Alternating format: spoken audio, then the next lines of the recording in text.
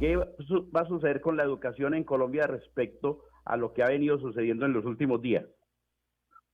Vea, muchas gracias, Jorge, y saludos a todos los oyentes. El problema en la educación superior y en la educación primaria y media del sector público, que es el que más debería interesarnos, porque la educación privada generalmente está en manos de entidades religiosas, es una educación para los sectores de las clases medias, altas y los sectores pudientes del país, los sectores ricos. La educación pública ha venido acusando un problema fundamental, y es un problema de tipo presupuestal. En la educación primaria, donde se debe suministrar alimentos a la población escolar, sobre todo pues de los sectores 1, 2 y 3, se ha convertido en un escándalo de dimensiones gigantescas debido al chanchullo, al fraude, al hecho de que grupos de personas organizan empresas, muchas veces fantasmas, para saquear en connivencia con los secretarios de educación municipales y con los alcaldes el presupuesto para ese rubro. Aquí se han visto casos fantásticos de facturar un tamal por 40.000 pesos. Se ha tratado de ponerle solución, pero no se ha conseguido. El problema sigue vigente, se sigue produciendo ese tipo de contratación indebida. El procurador Carrillo, como siempre, habla y habla y habla y habla, y es más lo que habla que hace, ¿cierto? Y la fiscalía, ya sabemos la fiscalía que es en Colombia. Entonces, ese problema es un problema sin solución hasta ahora. Hay que meterle el bisturí a profundidad. Para eso se necesita gente honesta que esté al frente de los organismos de control y vigilancia. Lo segundo, la FECODE ha venido denunciando sistemáticamente durante más de 2 décadas el problema de la educación pública. Cómo los gobiernos distintos hacen promesas de acuerdos y los incumplen sistemáticamente. Entonces, quiero decirle, y hacen acuerdos y se los incumplen. Lo más reciente fue lo que hizo Altair Santos, ¿cierto? Hizo una serie de acuerdos y hubo varias huelgas de FECODE, huelgas nacionales. ¿Por qué? Porque no cumplían. Es que se ha establecido en el país un sistema que es cuando un movimiento social crece mucho, listo, entonces vamos a pactar, sí, vamos a pactar. Y no cumplen, no cumplen. O sea, hacen treguas de 6 meses, de 1 año, y apaciguan una cosa para volverla a reeditar al tiempo.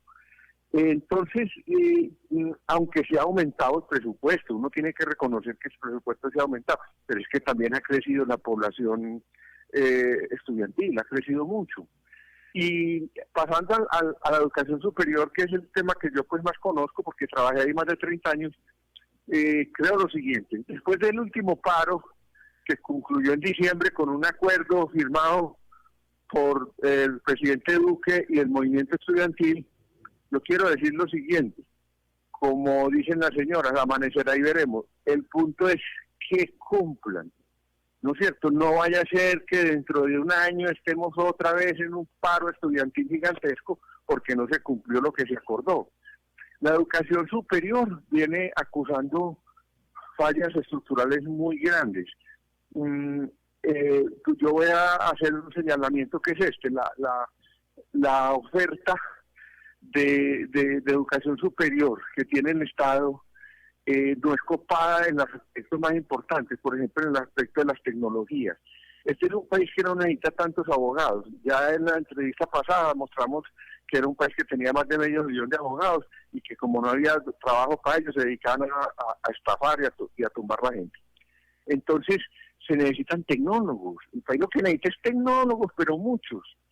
Esos tecnólogos los producen los tecnológicos y aunque ha habido una mejora con respecto a años anteriores, el grueso de la población estudiantil se va a las universidades, a las carreras tradicionales, derecho, medicina, arquitectura, economía, un largo etcétera, ¿cierto?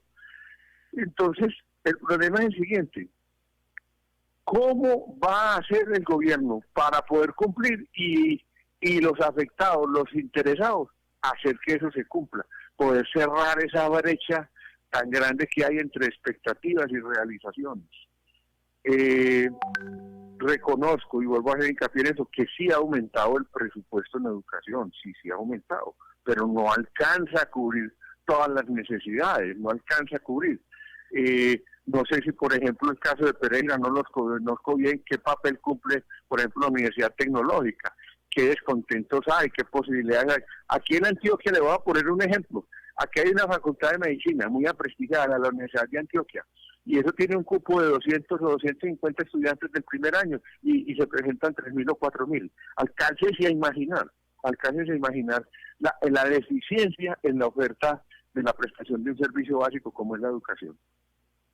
Bueno, doctor Tobón, respecto a eso y lo que me planteó al principio sobre los entes de control y la corrupción en Colombia, tuve oportunidad de hablar con un funcionario de alto cargo de los entes de control y me decía lo siguiente: el problema que se está presentando es que cuando el ente de control también quiere funcionar, los funcionarios o políticos van y buscan abogados prestigiosos que son los componedores, que usted también lo ha dicho muchas veces, componedores, para denunciar al funcionario que está actuando bien. Y en otro lado están los que extorsionan y chantajean al funcionario o al político para quitarles plata. Así es.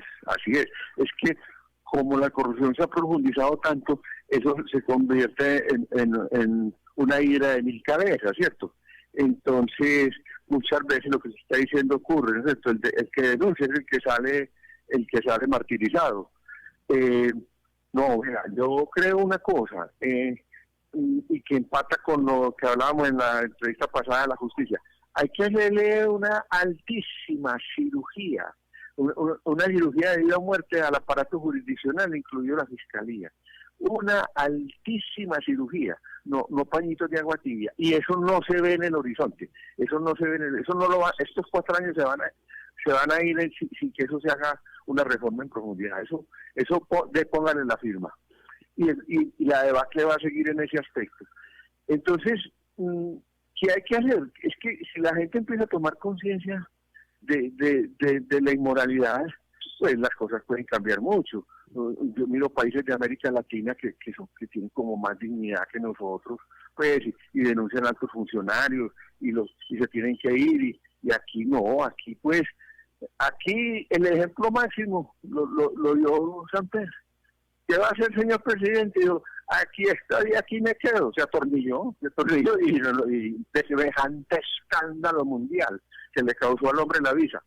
No, esto es una cosa que ha seguido en decadencia, ese aspecto. Y la plata de la educación, por todas partes se la han estado robando, sobre todo el aspecto de la alimentación escolar, es noticia diaria y uno ve que uno lo corrige, que no sigue lo mismo. Entonces, eso es muy grave, Bueno, doctor Tobón, y para terminar con la caja de Pandora, que usted habla de los demonios, quiero hablar de lo siguiente. Todo el mundo habla hoy de la esperanza, y la esperanza es el último que se pierde y es el último que sale para poder hacer la tarea. Entonces, todo el mundo habla hoy de la esperanza, pero nadie hace nada para que la esperanza pueda brotar y salir a flote. Así es, Jorge. A ver, es que hay una pareja de hechos que son esperanza y realidad, porque cuando la esperanza no tiene una mínima base real, entonces es una fantasía, es un sueño, pero cuando tiene una base real puede ser un proyecto de acción política, ¿cierto? O un proyecto de vida. El punto es que el país está sobrediagnosticado, y yo creo que el diagnóstico es más o menos correcto. Unos son más afinados, otros menos, pero el país está sobrediagnosticado. No van a actuar la clase dirigente nuestra no va a actuar, porque vive de eso, se enriquece de eso. Entonces, encontrar, por ejemplo, un gobierno que de veras cumpla y haga la educación el programa principal de su política, eso está por verse, esto está por llegar. Sigamos soñando, ojalá que sí, pero es que la clave de un país es la educación, y eso lo repite todo el mundo y en todos los ensayos de pedagogía uno lo ve, pero eso hay que ponerle dinero, eso hay que ponerle entusiasmo y hay que hacer planes pedagógicos que funcionen, que es lo que no hay aquí. Bueno, doctor Sobón, le agradezco la presencia hoy en nuestro programa y esperamos el próximo sábado estar de nuevo con usted. Bueno, Jorge, saludos a todos los personal allá. Gracias.